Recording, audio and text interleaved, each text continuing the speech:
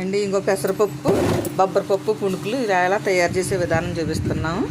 ఇదిగోండి పెసరపప్పు బొబ్బరపప్పు నానబెట్టి తొక్కున్న పప్పు అనమాట. నానబెట్టి శుభ్రంగా తొక్క తీసేసి కడిగామన్నమాట.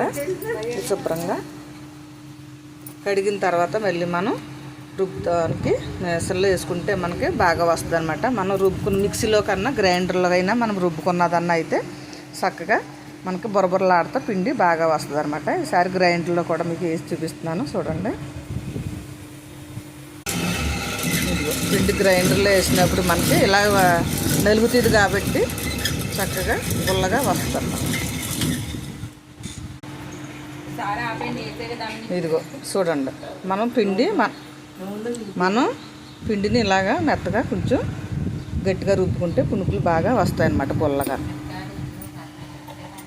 ఈసారి మనకి పునుకులు వేసే విధానం కూడా మీకు చూపిస్తాను చూడండి.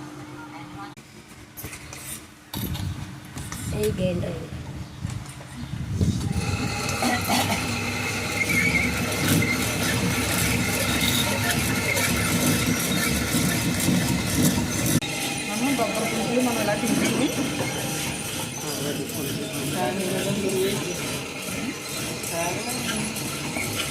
సరే ఆపేయండి.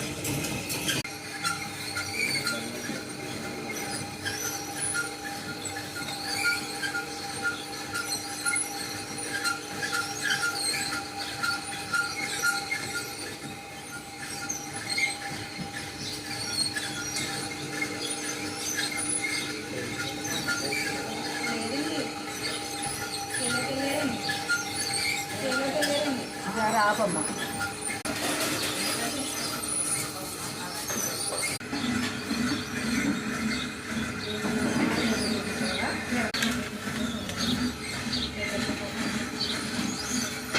మనం ఇలాగ పైన అలా రుద్దడం వల్ల ఏమవుతుందంటే 4 పక్కలు కూడా చక్కగా సమానంగా ఏగుతాయి అన్నమాట. లేదంటే సగం మన పైన తెల్లగా ఉండిపోతాయి, లోపలేమో ఉడకో అడిగినేమో మాడిపోతుంటాయి అన్నమాట.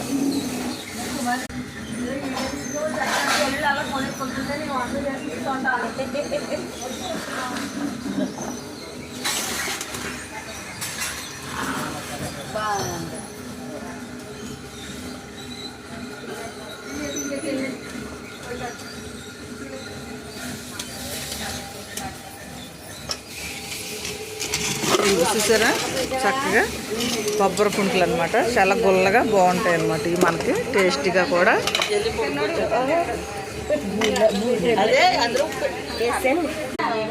బొబ్బర పునుకులకి మనం ఇవి అన్నీ వేసుకుంటాయి అన్నమాట చక్కగా.